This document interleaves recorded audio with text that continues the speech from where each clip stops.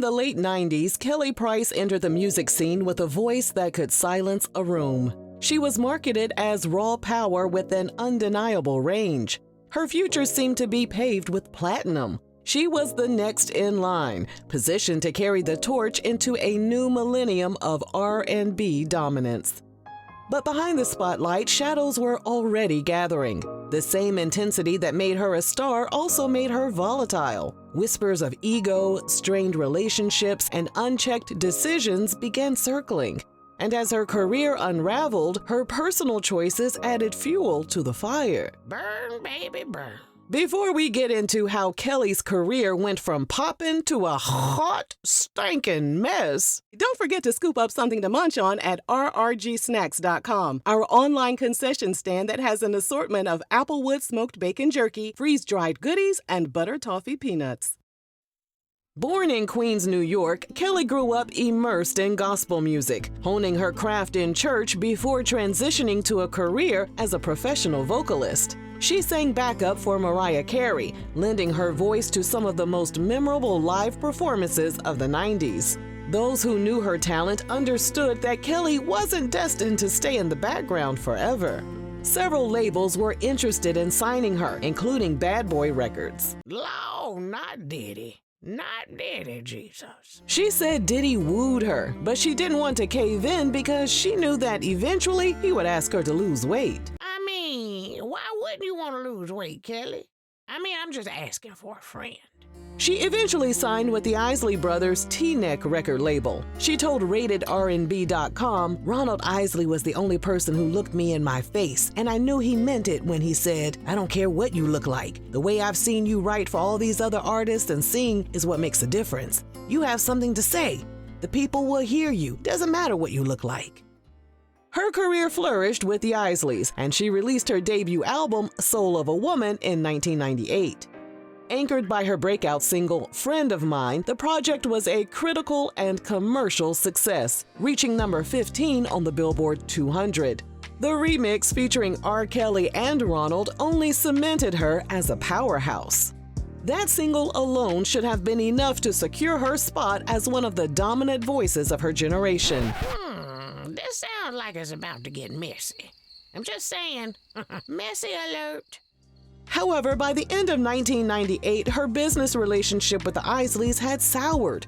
According to her lawsuit against T-Neck Records, Island Records, Ronald, and the Isley Brothers Music Corp., Kelly alleged that T-Neck inappropriately used her name to promote concert dates with the Isleys. She also claimed that T-Neck tried to interfere with her participation on a Whitney Houston record, as well as other planned collaborations. Kelly told rnbeing.com website, "I still love the Isleys very much, but it's like trying to work with family. Sometimes it just doesn't work." The results of the case are unknown. She moved on and signed with Def Soul and released her follow-up album 2000's Mirror Mirror. The album continued to showcase her vocal strength and her ability to tap into the kind of emotional ballads that defined R&B music. She had radio hits, critical acclaim, and an audience that genuinely believed she was on the path to legendary status. But what she didn't have was a clear image that connected her artistry with the mainstream in a lasting way. Kelly was a voice, not a brand, and in the industry, that distinction makes all the difference. The turning point came in subtle but undeniable ways. By the early 2000s, the R&B landscape was shifting. The genre was becoming more image-driven, with artists like Beyoncé, Ashanti, and Aaliyah dominating the charts with both visual appeal, sex appeal, and artistry. Kelly, despite her talent, didn't fit neatly into the mold that labels were prioritizing. She was heavier than the other stars, less focused on choreography, and not invested in playing the glamorous image game. This shouldn't have been a career killer, but in a world where image and presentation trump artistry, she began to fall behind. As the industry began pushing younger, slimmer, and more marketable acts, Kelly was left in an awkward position. She was too talented to ignore, but not profitable enough to be a priority. A damn shame. She released a Christmas album in 2001 and another album called Priceless in 2003. Although the song He Proposed received airplay on urban stations, the momentum in her career was slowing down. Still, the cracks in her career weren't just about industry politics or label neglect. They were also about Kelly herself. Over the years, her decisions, her public statements, and her inability to control her narrative began to overshadow her music. In March 2013, she took to Twitter to write, "I'm years late on this one, but I'm looking at a concert on TV right now of a certain singer and asking myself, what happened to your voice? Sometimes the gimmick goes too far. One day you go to sing and realize it ain't happening. This is making my throat hurt."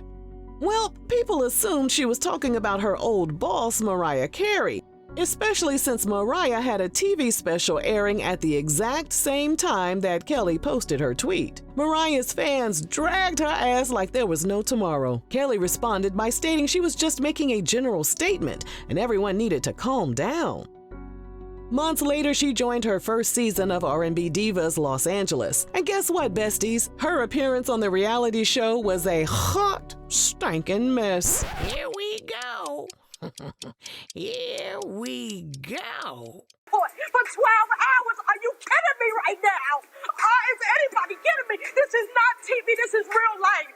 No, because this is real life. When the other ladies decided that they wanted to take an idea that did not belong to them and turn it into their own thing, I made the decision that I didn't want to be a part of the shenanigans. During the reunion episode, the host, Wendy Williams, brought up Kelly's shady tweet that many believed was about Mariah Carey. Kelly responded, "Yes. We talking Mariah?" We were talking to a singer, and I didn't name the singer. Somebody actually did name the singer, retweeted it, and added a singer's name in. Mariah. But the tweet was tweeted that way for a reason. If I wanted to name the person, I would have named them, but that was between me and the television screen at the moment. Yeah. Oh, lying ass. Over there, Apollo line. And then during an interview with a radio station, Kelly said she didn't like how she was portrayed on the show, saying the producers tried to create drama and left a lot of positive footage on the cutting room floor. She said, "I got into heated arguments with production people for doing stupid things like asking me to set up ambush meetings with Shantae Moore and her ex-husband, for doing things like asking me to wear a dress that's 2 sizes too small because it would be funny to have the fat girl in clothes that are too small for her on television." Nonetheless, many fans were turned off.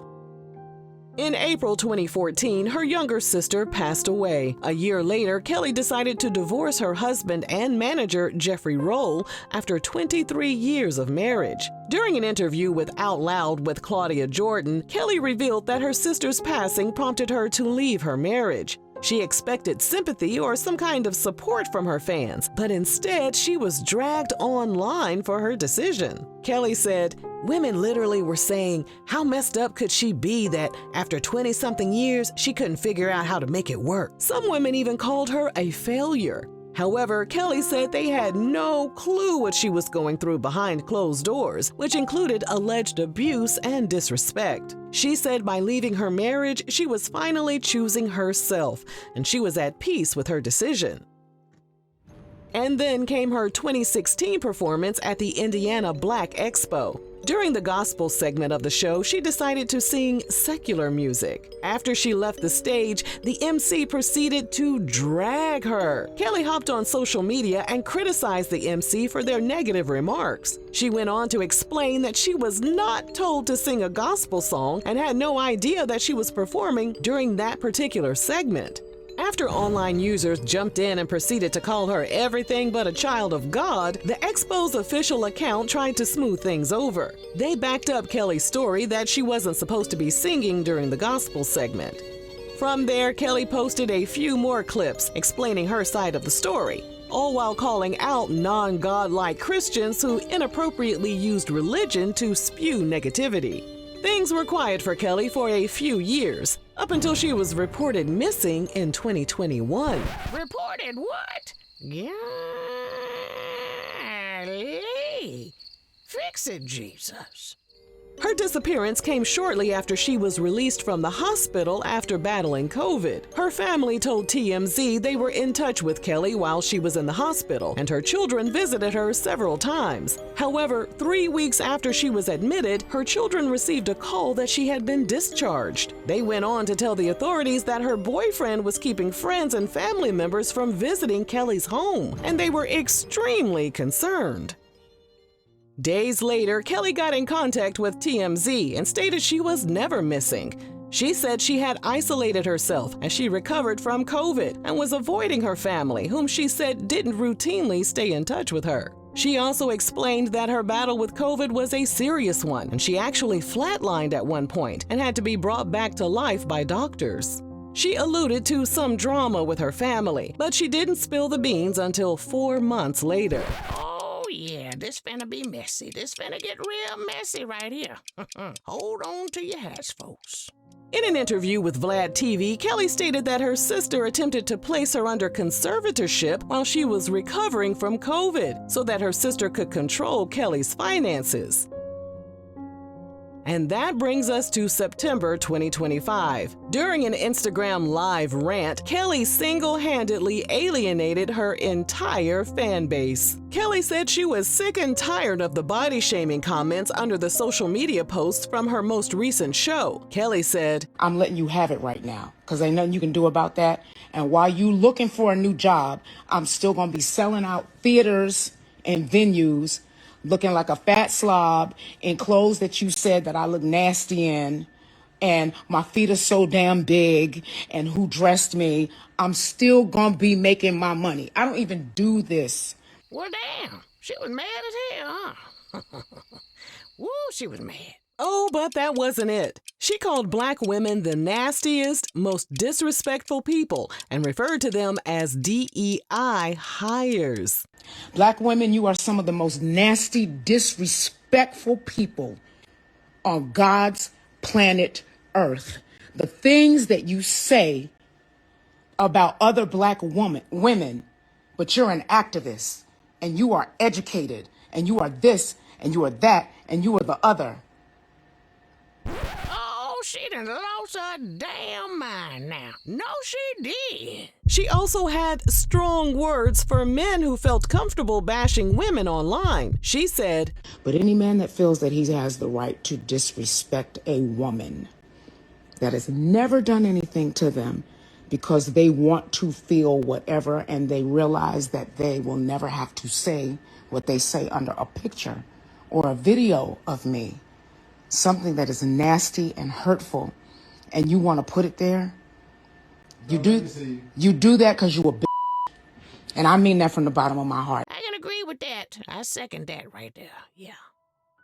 Now, as far as Kelly saying Black women are her nastiest critics, it may feel true to her, but the logic doesn't hold up. The reality is simple. The majority of Kelly's audience has always been Black women. They're the ones who bought her albums, filled her concerts, and gave her a platform to build a career. So when criticism comes her way, of course it's going to be more visible from Black women because that's the demographic that makes up most of her fan base. I hope Kelly is watching this with her dumb ass. And then there's the irony of it all. If Black women were truly her worst critics, her career wouldn't have existed in the first place. Mic drop. On other platforms, the consensus is clear. Most people are ready to wipe their hands of her. The Instagram Live felt like the final straw after decades of questionable behavior. And despite once being a talented force to be reckoned with, most music lovers have decided it's time to tune Kelly out and move on. Do you think Kelly deserves all the backlash, or is she misunderstood? Let us know your thoughts down below. And thanks for watching RRG.